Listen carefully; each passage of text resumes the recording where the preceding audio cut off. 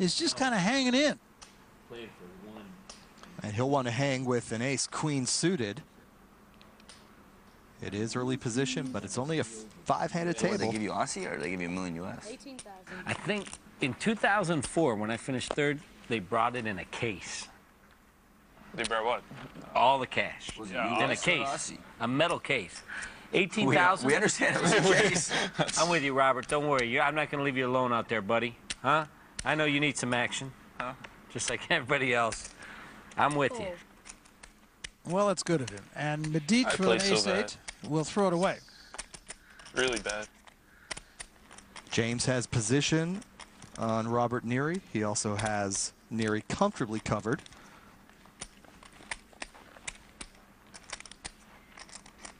On the flop, a pair of queens and a king. Fairly decent flop for Robert Neary. I'll say. How much? Now, Kenneth James has Was picked that up an 50,000? open-ender. 50 dimes. 50 dimes from the man in the 6th seat. This is the kind of hand that Kenneth James doing, likes buddy? to semi-bluff with, but if he chooses this spot, I guarantee he'll be called by Robert Neary. Okay. Against my better judgment, I'm going to give you the pot. Well, I'm not sure that. I think that was his good judgment, to tell you the truth. Neary, as we've said, whenever he's been in a position to play the hand, he's generally speaking, I can only remember one hand that he lost where he had cards that you would put in the category of playable. After this tournament, will you teach me the game? You teach me that trick you do with the, you know, some of those tricks you do. Have you seen this guy? I mean, 2,000. he's probably a little rusty now. But, James, you know, with a pair. Esfandiari with an he's ace-8. got some chops. Liebert throws a 9-4 away. Little program note to Antonio Esfandiari. Just watch the broadcast. You'll learn all you need to know. That's right. Maybe. Deuce, queen, 3. Not much for either player. And Barry, these players do study the television shows after the fact to see where they can improve their game, where they might have gone wrong, who's bluffing, who's playing tight. And few would ever accuse that man right there of playing tight. The shy retiring type. Hey, Robin.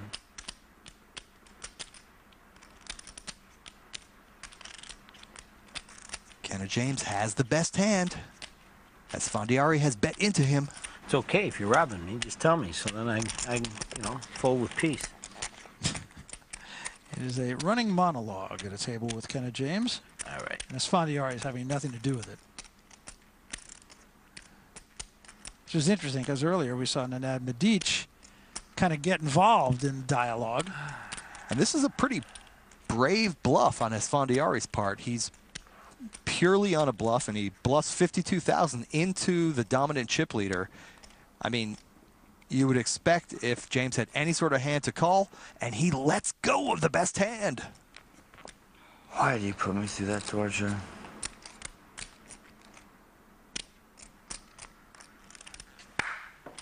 Darn it! I knew he was robbing me, and I let him do it. That's the last time, I'm telling you right now. That is it. Which is That exactly it, where buddy. Esfandiari No, wants him. Yeah, ace was good. You think an ace was good? Seriously.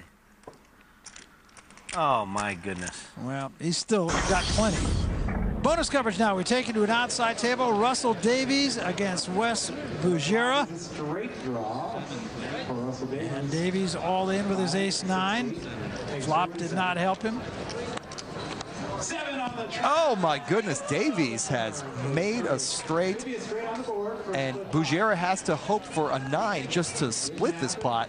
Doesn't happen. So Davies will keep a seat as he doubles up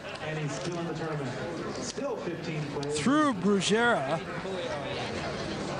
Davies crossing his fingers. That one worked out just fine, thank you very much. He's still in the tournament, and that can't be said for about 403 players.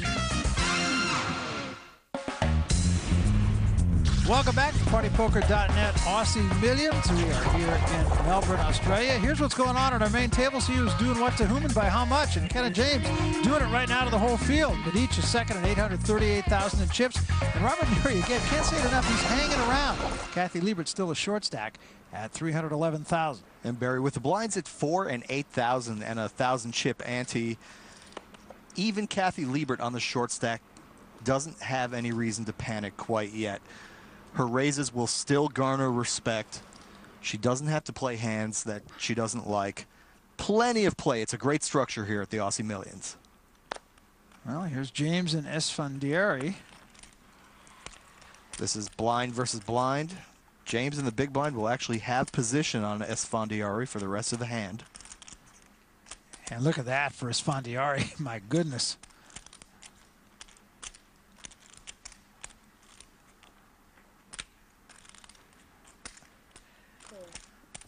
He bets 13,000, looking like he's trying to steal. Well, there's a full house.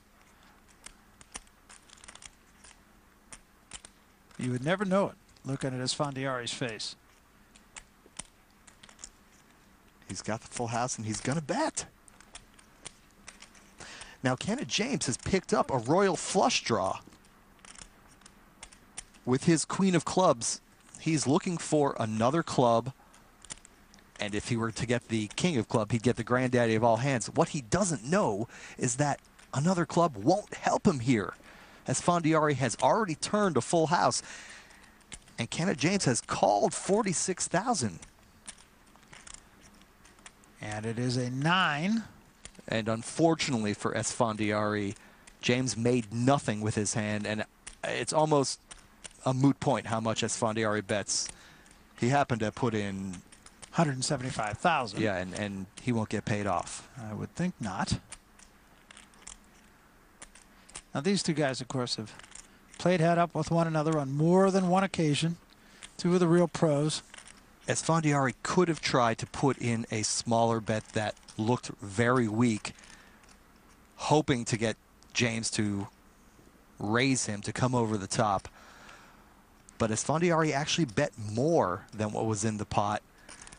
And we know, with James holding merely a queen high, there's really nothing to be done here but move on to the next hand. Give him the pot.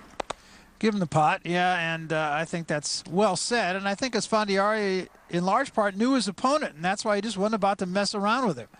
Esfandiari had the goods, he had a full house, and this is a guy, as we said, that's been around the track more times than once. He was head up with a guy who's been around the track every bit as much as he has. So Esfandiari showing his professionalism. As we said, this is an experienced player. He's a World Series of Poker bracelet winner, and he has great respect for the man he was head up with. Look at this. How many people have you robbed today? Seriously. I mean, how strong is on? Well, Kenneth is one of my very good friends. I love the guy, and he likes to chirp a lot, and I like to chirp a lot, and we're just making it entertaining for everybody. But it's all in good fun. Next time I raise and you raise, I'm going all in. Count on that. White boy. Oh, boy, you're lucky. It's going to pound on you again. I love you. That's it. No, I'm here to have a good time and play cards and do what I can to make it interesting. If it bothers other people, then so be it. What are you talking about, magician? I just walked away. I didn't say nothing, right?